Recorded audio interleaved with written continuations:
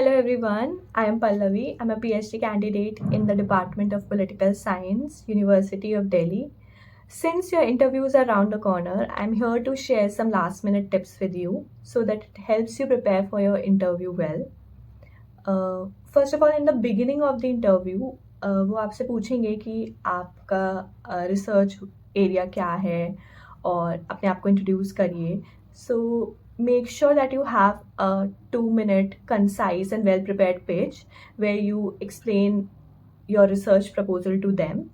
इसमें आप 5 बातों का इम्पॉर्टेंटली ध्यान रख सकते हैं, जिसमें आप उन्हें बताइए कि आपका रिसर्च प्रपोजल किस बारे में है, आपका रिसर्च प्रॉब्लम बताइए, रिसर्च क्वेश्चन स्टेट करिए and try to do it as effectively as you can so that you evoke the interest of the panel in your research work. उसके बाद आप उन्हें बताइए why do you want to pursue this research, आपका motivation क्या है इस research topic को चूज़ करने का.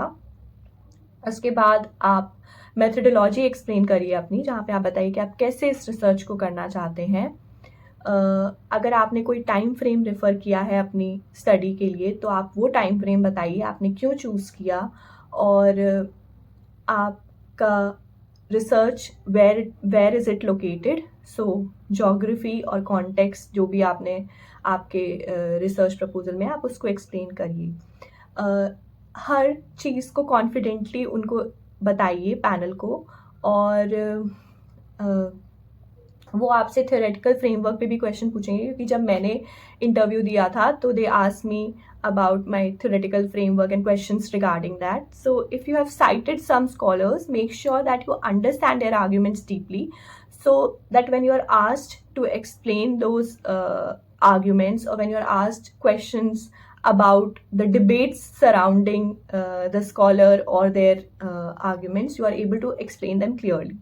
तो ये जो क्वेश्चंस जो आते हैं थ्योरेटिकल फ्रेमवर्क पे या स्कॉलर्स पे, ये बेसिकली टेस्ट करने के लिए आते हैं कि आपने वो वर्क पढ़ा है या नहीं पढ़ा है, या आप उस स्कॉलर या उसके आर्ग्यूमेंट से फेमिलियर है कि नहीं है. तो इस तरीके के क्वेश्चन काफ़ी ज़्यादा आते हैं, तो आप प्रिपेयर्ड रहिए इसके लिए. उसके बाद आपको आपकी मेथडोलॉजी पे भी पूछा जाएगा, तो आपको एक्सप्लेन करना पड़ेगा कि आप अपने वर्क को कैसे एग्जीक्यूट करना चाहते हैं.